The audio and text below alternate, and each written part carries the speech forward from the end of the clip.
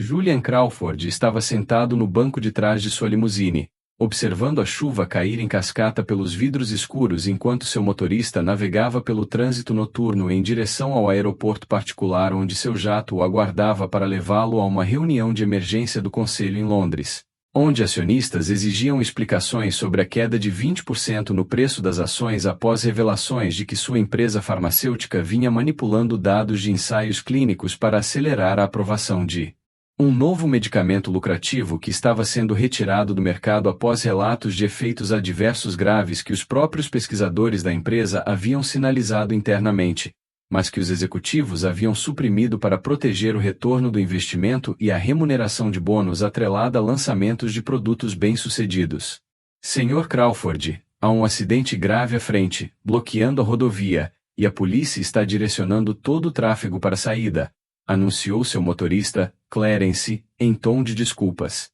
Precisaremos pegar uma rota alternativa pelo centro da cidade, o que adicionará aproximadamente 30 minutos à viagem, o que significa que você chegará ao aeroporto com um tempo mínimo antes do horário de partida programado, às 8h30. A notícia sobre o atraso criou um pico de ansiedade para Julian, que já estava estressado com a reunião hostil do conselho, onde sua posição como CEO provavelmente seria desafiada por diretores que queriam um bode expiatório para o escândalo que estava gerando publicidade devastadora e desencadeando investigações por agências reguladoras cujo escrutínio ameaçava não apenas os lucros da empresa, mas também a responsabilidade criminal potencial para executivos que conscientemente ocultaram dados de segurança das autoridades que analisavam os pedidos de aprovação de medicamentos. Apenas me levem lá o mais rápido possível, sem ser parado por infrações de trânsito que criariam atrasos adicionais, instruiu Julian enquanto abria sua pasta para revisar os documentos que sua equipe jurídica havia preparado, delineando a estratégia de defesa que envolvia culpar pesquisadores desonestos e falhas no controle de qualidade, em vez de reconhecer a cultura sistêmica de priorizar os lucros em detrimento da segurança do paciente, estabelecida e reforçada por estruturas de remuneração de executivos e métricas de desempenho que recompensavam o sucesso comercial sem a devida consideração das obrigações éticas ou das consequências a longo prazo de economizar em testes de segurança. A limusine saiu da rodovia e começou a serpentear por ruas desconhecidas em um bairro que Julian reconheceu como uma área economicamente deprimida que ele nunca havia visitado durante seus 15 anos morando na cidade, porque sua casa em um enclave suburbano fechado, seu escritório no distrito financeiro do centro e suas atividades sociais em clubes e restaurantes exclusivos estavam em uma geografia completamente separada dos bairros da classe trabalhadora e pobres, onde as pessoas lutavam diariamente com as consequências da desigualdade e das práticas corporativas que enriqueciam executivos como ele, enquanto expunham populações vulneráveis a riscos e danos que jamais seriam tolerados em comunidades onde pessoas ricas e poderosas viviam e criavam suas famílias. Sr. Crawford, sinto muito, mas temos um pneu furado, anunciou Clarence com genuína angústia depois que o carro estremeceu e parou na esquina de um bairro onde prédios abandonados com janelas quebradas se alternavam com pequenas lojas protegidas por grades de segurança e onde grupos de jovens se reuniam nas portas observando uma limusine cara com óbvia curiosidade sobre o que uma pessoa rica estava fazendo em seu bairro àquela hora da noite. Um pneu furado? Agora! Pode trocá-lo rapidamente, perguntou Julian, olhando para o relógio e calculando que, mesmo com um mínimo de atraso, corria sério risco de perder o voo e, portanto, a reunião do conselho, onde sua ausência seria interpretada como covardia ou admissão de culpa, o que acabaria com suas chances de sobreviver à revolta dos acionistas. Vou trocá-lo o mais rápido possível, senhor, mas levará pelo menos de 15 a 20 minutos, mesmo trabalhando na velocidade máxima, estimou Clarence, já saindo do veículo e se dirigindo ao porta-malas onde o pneu reserva estava guardado. Ainda devemos pegar o seu voo se não houver complicações adicionais. Julian sentou-se no banco de trás de uma limusine quebrada, sentindo-se exposto e vulnerável em um bairro desconhecido, onde sua riqueza e privilégio eram visivelmente marcados por um veículo que provavelmente custava mais do que a renda anual combinada de todos os moradores daquele quarteirão. E onde seu terno caro e sua óbvia agitação com o atraso comunicavam que ele estava completamente deslocado em um ambiente que existia na mesma cidade, mas que poderia muito bem ser de um planeta diferente, dada a forma como sua vida havia sido completamente isolada das realidades de pobreza e dificuldades econômicas que o cercavam agora, devido a um acidente de falha mecânica que havia penetrado na bolha protetora que ele normalmente habitava. Com licença, senhor, mas acho que o senhor deixou cair isso, gritou uma voz jovem ao lado da limusine. E Julian olhou para cima e viu um adolescente negro que parecia ter cerca de 15 anos segurando uma maleta de couro elegante que Julian imediatamente reconheceu como contendo todos os documentos legais confidenciais e materiais de estratégia que ele estava revisando para a reunião do conselho. Meu Deus, obrigado. Devo ter colocado no teto do carro mais cedo quando estava entrando e só me esqueci agora. Disse Julian com uma onda de alívio enquanto pegava a maleta que continha materiais absolutamente essenciais para se defender dos membros do conselho que se preparavam para demiti-lo e potencialmente expô-lo a responsabilidades legais se ele não conseguisse controlar a narrativa sobre quem era o responsável pelo escândalo de segurança de medicamentos. Mas quando ele agarrou a alça, o adolescente não soltou a maleta imediatamente. Em vez disso, olhou para Julian com uma expressão que combinava cálculo com algo que poderia ser um conflito moral sobre a decisão que ele estava ponderando. Esta maleta tem o seu nome, Julian Crawford, CEO da Pharmacare Industries, observou o adolescente, ainda segurando a maleta. Vi notícias sobre a sua empresa e sobre como os medicamentos que você vendia estavam prejudicando as pessoas, mesmo que seus cientistas soubessem que eram perigosos. Mas a empresa escondeu essa informação para obter lucro. Minha avó tomou esse medicamento para diabetes e acabou no hospital com danos no fígado que os médicos dizem ter sido causados por um medicamento que a sua empresa disse ser seguro, quando você sabia que não era. Sua acusação foi feita sem raiva, mas com um tom factual monótono que, de alguma forma, foi mais devastador do que um confronto emocional teria sido. E Julian sentiu uma combinação de vergonha pelos danos que sua empresa havia causado e irritação defensiva por ser confrontado por um adolescente que não entendia as complexidades do desenvolvimento farmacêutico e que estava fazendo julgamentos morais simplistas sobre decisões de negócios que envolviam compensações e incertezas que não podiam ser reduzidas a uma simples história sobre executivos malignos envenenando pacientes deliberadamente para obter lucro. Sinto muito pelos problemas de saúde da sua avó, mas o desenvolvimento farmacêutico envolve riscos e, às vezes, surgem efeitos adversos após a aprovação, que não eram aparentes durante os ensaios clínicos, respondeu Julia, com argumentos corporativos que soavam vazios até mesmo para ele mesmo, enquanto os proferia. A Pharmacare leva a segurança do paciente muito a sério e estamos cooperando totalmente com as investigações para entender o que aconteceu e garantir que não aconteça novamente. Sua resposta ensaiada pareceu inadequada e desonesta diante de uma adolescente cuja avó havia sido um ser humano real prejudicado por um medicamento que a empresa de Julian sabia ser problemático com base em dados de pesquisa suprimidos. E ele sentiu uma dissonância desconfortável entre a linguagem de relações públicas que estava empregando e seu conhecimento privado de que a empresa havia tomado decisões conscientes de priorizar os lucros em detrimento da segurança, de maneiras que não podiam ser explicadas como erros inocentes ou incertezas inevitáveis inerentes ao desenvolvimento de medicamentos. Não é isso que dizem documentos internos. De acordo com artigos de notícias que citam seus próprios pesquisadores alertando executivos de que a medicação estava causando danos ao fígado em um número significativo de participantes do estudo, mas que esses avisos foram ignorados porque atrasar o lançamento custaria à empresa centenas de milhões em receitas perdidas, rebateu o adolescente, demonstrando que vinha acompanhando o escândalo mais de perto do que Julian presumia. Então, você pode me dizer os pontos de discussão corporativos sobre como você leva a segurança a sério, mas os e-mails dos seus próprios funcionários mostram que isso não é verdade e que você e outros executivos priorizaram o dinheiro em vez da saúde das pessoas, incluindo minha avó, que confiava que sua empresa não venderia medicamentos que danificariam seu fígado.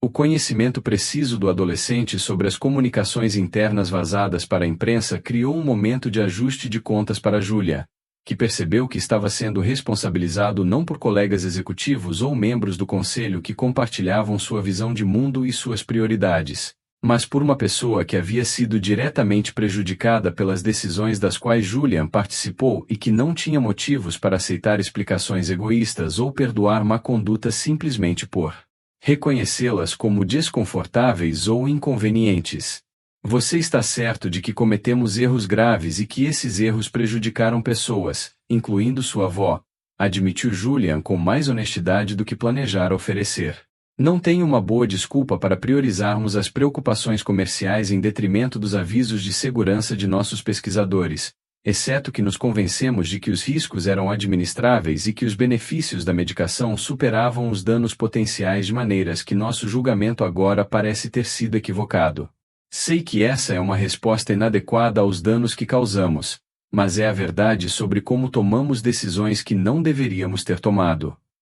Seu reconhecimento de irregularidade foi parcial e ainda defensivo, minimizando a natureza deliberada das escolhas da empresa, mas representou mais franqueza do que ele havia demonstrado publicamente, ou mesmo em particular, a maioria das pessoas, sobre seu papel no escândalo que estava destruindo sua reputação e sua carreira. Agradeço por você ser mais honesto do que seus comunicados à imprensa têm sido, respondeu o adolescente. Mas aqui está o meu dilema. Estou segurando uma maleta da qual você obviamente precisa desesperadamente, considerando quão ansioso você parece, e estou tentando decidir se devo devolvê-la, se devo guardá-la ou destruí-la como uma espécie de justiça pelo que sua empresa fez à minha avó e a outras pessoas que foram prejudicadas por seus medicamentos.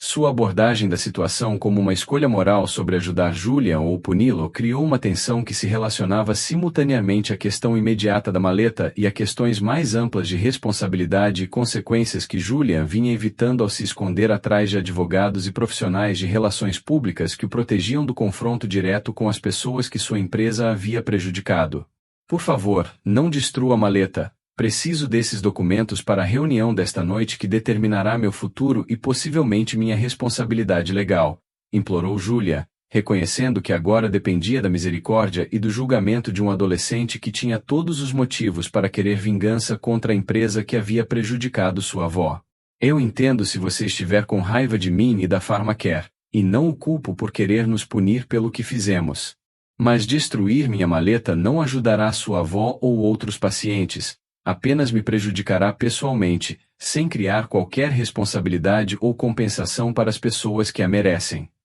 Seu apelo era uma tentativa desesperada de convencer o adolescente de que prejudicar Julia não serviria à justiça, embora Julia, em particular, reconhecesse que o instinto do adolescente por algum tipo de consequência era moralmente mais apropriado do que a esperança de Julian de escapar do escândalo sem custos pessoais significativos além do constrangimento e da possível perda do emprego, o que o deixaria rico e confortável, apesar de seus fracassos. Você provavelmente está certo de que destruir sua pasta não ajudará minha avó, reconheceu o adolescente. Mas talvez ajudasse as avós de outras pessoas no futuro se executivos como você realmente enfrentassem consequências reais que fizessem você e outros pensarem duas vezes antes de escolher o lucro em vez da segurança novamente. Se você pode causar danos e depois simplesmente se desculpar e seguir para o próximo emprego, onde provavelmente fará as mesmas coisas novamente, por que alguma coisa mudaria?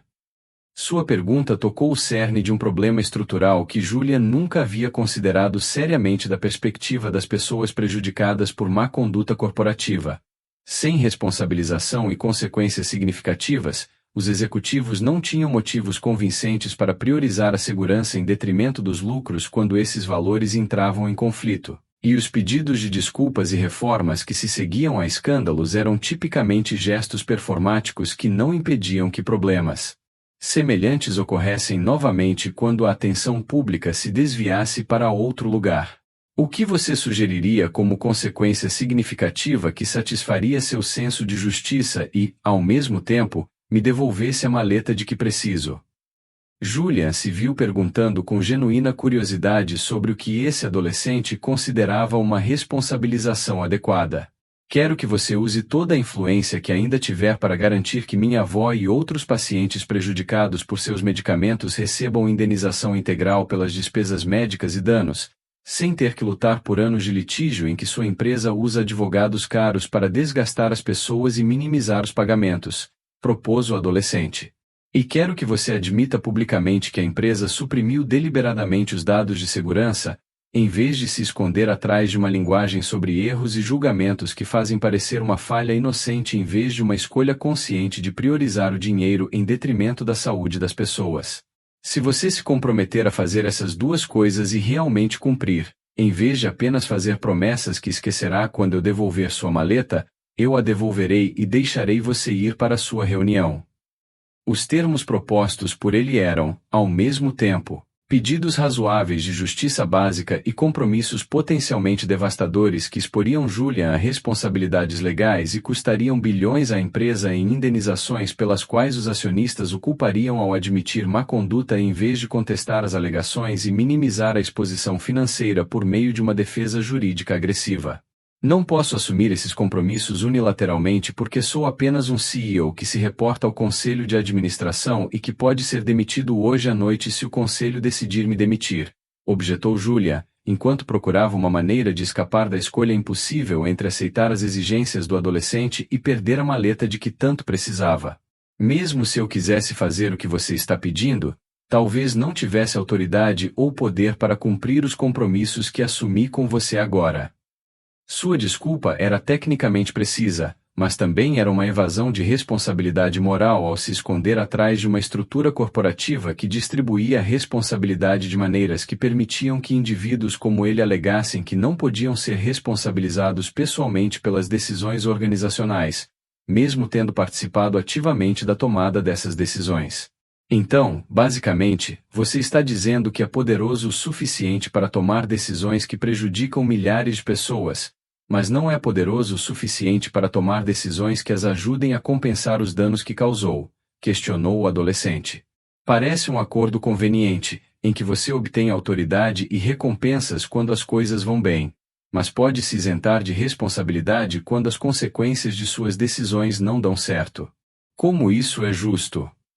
Sua crítica expôs uma assimetria fundamental na forma como o poder e a responsabilização corporativos operavam, e Julian se viu sem uma resposta convincente além de reconhecer que o adolescente estava certo sobre a injustiça do sistema do qual ele se beneficiou ao longo de sua carreira. Você está absolutamente certo de que é injusto, admitiu Julian. Mas estou pedindo que me devolva minha maleta de qualquer maneira, não porque eu mereça ou porque ganhei sua confiança, mas porque sou um ser humano pedindo misericórdia e porque destruir minha maleta não vai consertar a injustiça pela qual você está legitimamente irritado.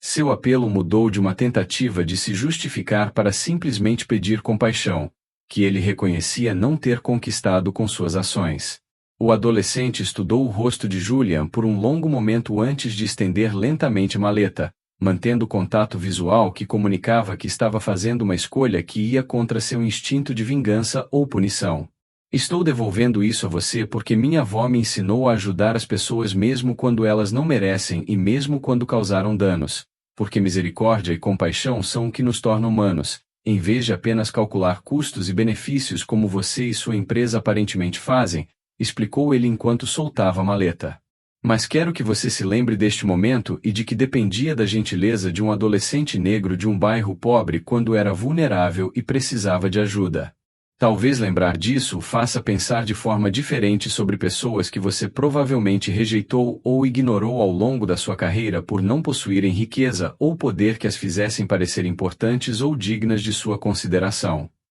Sua declaração final, ao entregar a maleta, foi simultaneamente um ato de graça e um poderoso ensinamento moral que Julian reconheceu como muito mais valioso do que qualquer documento contido na maleta. Obrigado, de verdade, obrigado, gaguejou Julian enquanto aceitava a maleta e sentia emoções que não conseguia nomear, mas que incluíam vergonha, gratidão e algo como o reconhecimento de que toda sua visão de mundo e sistema de valores haviam sido fundamentalmente desafiados pelo encontro com um adolescente cuja clareza moral e cuja disposição para demonstrar misericórdia, apesar de ter queixas legítimas, revelavam uma profundidade de caráter que Julian não tinha certeza se possuía, apesar de toda a sua educação e sucesso profissional. Posso perguntar seu nome?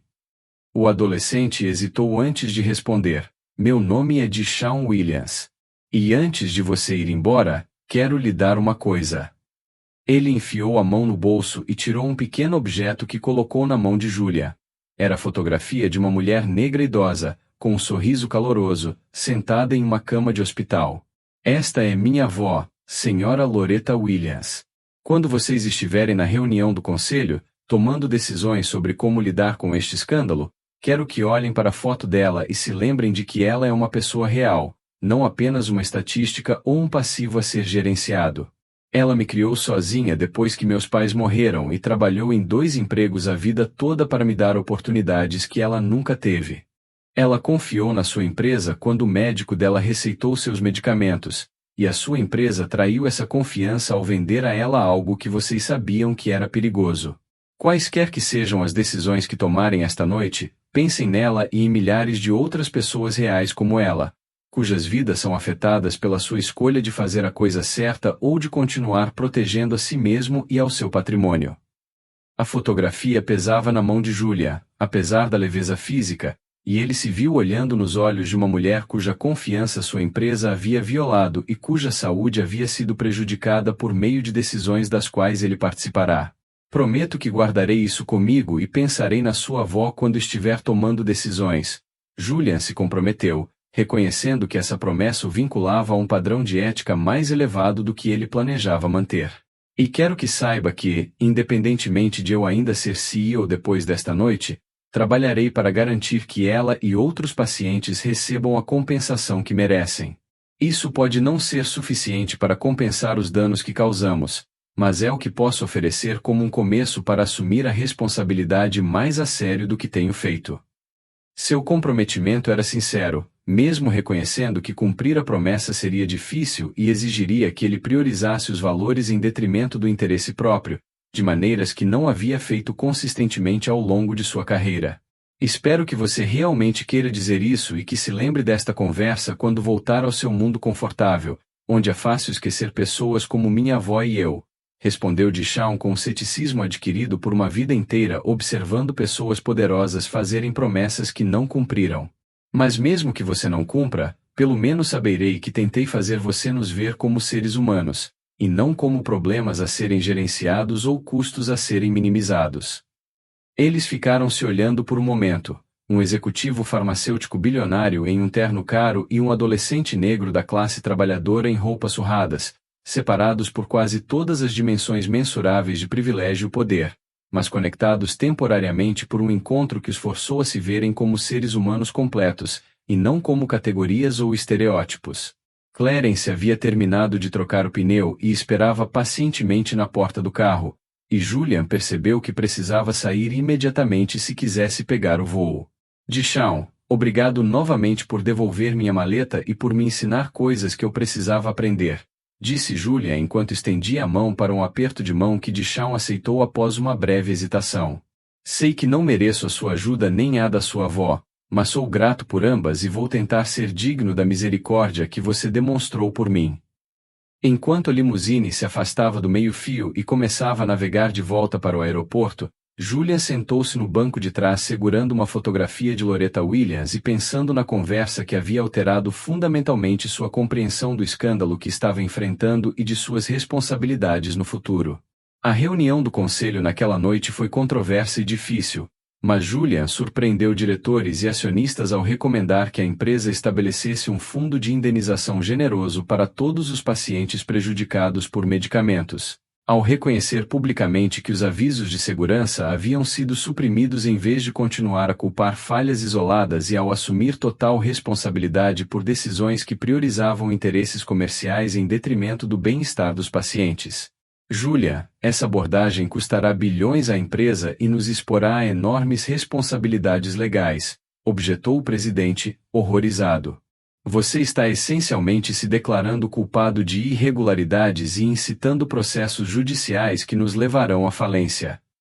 Você está certo de que essa abordagem é cara e arriscada, reconheceu Julia. Mas também é a coisa certa a fazer, e decidi que não estou mais disposto a priorizar a minimização dos custos corporativos em vez de fazer justiça às pessoas que prejudicamos. Se isso significar perder meu cargo, aceitarei essa consequência. Mas não vou olhar nos olhos da fotografia de Loretta Williams, que carrego no bolso, e dizer ao neto dela que proteger o valor dos acionistas é mais importante do que compensá-la pelos danos ao fígado que nossa medicação causou porque ignoramos deliberadamente os avisos de segurança de nossos próprios pesquisadores. O conselho de fato votou pela demissão de Julian como CEO naquela noite, mas também aceitou relutantemente sua recomendação sobre o fundo de compensação após Julian ameaçar tornar público seu conhecimento privilegiado sobre a extensão da má conduta se tentassem continuar com a estratégia defensiva de minimizar a responsabilidade. A carreira de Julian como executivo da indústria farmacêutica terminou em desgraça e escândalo. Mas seu relacionamento com Deshaun e Loretta Williams continuou enquanto ele trabalhava para garantir que o fundo de compensação fosse administrado de forma justa e enquanto testemunhava em processos regulatórios sobre a necessidade de uma supervisão mais rigorosa da indústria farmacêutica para evitar casos futuros em que a motivação pelo lucro se sobrepusesse às preocupações com a segurança do paciente. Sr. Crawford, quero que o senhor conheça minha avó de verdade, disse Deshaun meses depois, ao convidar Julian para visitar Loretta em sua casa, depois que ela se recuperou o suficiente da lesão hepática para retornar à vida independente. Avó, este é Julian Crawford, que administrava uma empresa que fabricava medicamentos que faziam mal, mas que tem trabalhado para consertar as coisas. Loretta estudou Julian com olhos astutos antes de falar. Deshaun me contou como vocês se conheceram e como você tem tentado ajudar pessoas prejudicadas pelos medicamentos da sua empresa. Agradeço o que você está fazendo, mesmo que isso não desfaça os danos à minha saúde. Mas quero saber por que você está fazendo isso. É porque você realmente acredita que é a coisa certa a fazer, ou é porque meu neto a envergonhou ao se recusar a devolver sua maleta até que você prometesse ajudar? Sua pergunta direta merecia uma resposta honesta, e Julian demorou um momento para formular uma resposta que capturasse a verdade sobre suas motivações. Ambos, admitiu. Deshaun me envergonhou, fazendo-me reconhecer o mal que causei e me fazendo ver você e outros pacientes como pessoas reais, em vez de abstrações ou estatísticas. Mas, quando comecei a realmente analisar as consequências das decisões das quais participei, não consegui mais voltar a não ver ou a não me importar. Então, embora o desafio de Deshaun tenha iniciado minha mudança, o que a sustenta agora é meu próprio reconhecimento de que eu estava vivendo de forma moralmente falida e que quero usar o tempo que me resta tentando reparar e prevenir danos semelhantes no futuro. Loretta assentiu lentamente antes de responder. Essa é uma resposta honesta e aprecio sua franqueza. Você é bem-vindo em minha casa e em minha vida, apesar do que sua empresa fez, porque acredito que as pessoas podem mudar e crescer se estiverem dispostas a se esforçar para examinar seus valores e suas ações. Deshaun devolver sua maleta foi um ato de misericórdia que ele aprendeu comigo, e fico feliz em ver que essa misericórdia não foi em vão, porque você realmente tentou se tornar uma pessoa melhor, em vez de simplesmente voltar aos negócios como sempre depois de conseguir o que precisava. Sua aceitação foi uma graça que Julian reconheceu não ter merecido, mas que estava sendo oferecida de qualquer maneira como um presente que carregava consigo a responsabilidade de continuar crescendo e mudando, em vez de tratar isso como um capítulo encerrado que poderia ser esquecido assim que a crise imediata passasse. Ao longo dos anos seguintes, o relacionamento de Julian com Deshaun e Loretta se aprofundou em uma amizade genuína que cruzou as fronteiras de raça e classe que separavam seus mundos, e Julian descobriu que sua carreira pós-farmacêutica, trabalhando como defensor de uma regulamentação mais rigorosa do setor e como consultor ajudando empresas a desenvolver práticas mais éticas, foi muito mais gratificante do que seu trabalho anterior, maximizando o retorno aos acionistas, apesar da redução drástica de sua renda e status. Às vezes penso no que teria acontecido se meu pneu não tivesse furado naquela noite e se eu não tivesse deixado minha pasta cair naquela esquina específica onde Deshaun a encontrou. Refletiu Julian durante o jantar com Deshaun e Loretta. Toda minha trajetória de vida mudou por causa de uma falha mecânica aleatória e pela decisão de Deshaun de devolver a pasta, ao mesmo tempo em que me desafiava a enxergar o mal que eu havia causado. Esse encontro me salvou de continuar no caminho que estava me enriquecendo, mas que estava destruindo minha alma e causando danos reais a pessoas reais cujo sofrimento eu conseguia ignorar, desde que permanecesse isolado em minha bolha confortável. Eu também penso nisso, respondeu Deshaun. Fiquei realmente tentado a jogar sua maleta no lixo e dizer que você merecia perder tudo, assim como minha avó perdeu a saúde por causa da ganância da sua empresa. Mas me lembrei de como minha avó sempre me ensinou que responder ao mal com mais mal não cria justiça, apenas perpétua ciclos de dano. Então, devolvi a maleta, mesmo você não tendo merecido essa misericórdia, e estou feliz por ter feito isso, porque você realmente tentou mudar, em vez de apenas fazer promessas vazias e depois se esquecer de nós depois que a crise passou. Sua reflexão sobre sua própria escolha destacou como o encontro deles havia sido transformador para ambos. Julian havia conquistado um despertar moral que redirecionou sua vida para um caminho mais ético, enquanto Deshaun havia aprendido que seguir o caminho moral mais elevado poderia, na verdade, produzir mudanças significativas, em vez de apenas fazê-lo sentir que havia sido explorado por uma pessoa poderosa que não merecia a compaixão que ele havia demonstrado. Vocês dois me ensinaram lições importantes naquela noite, acrescentou Loretta. Deshaun, você me mostrou que os valores que tentei lhe ensinar sobre misericórdia e compaixão realmente criaram raízes, mesmo em momentos em que você tinha todo o direito de ficar com raiva e vingativo. E Julia, você me mostrou que mesmo pessoas que causaram danos tremendos são capazes de uma transformação genuína se estiverem dispostas a se mostrar vulneráveis e a aprender com pessoas que antes consideravam sem importância ou indignas de sua atenção. Isso me dá esperança sobre a possibilidade de mudança na sociedade em geral, se mais pessoas estivessem dispostas a cruzar as fronteiras que geralmente nos mantêm separados e isolados das experiências e perspectivas uns dos outros.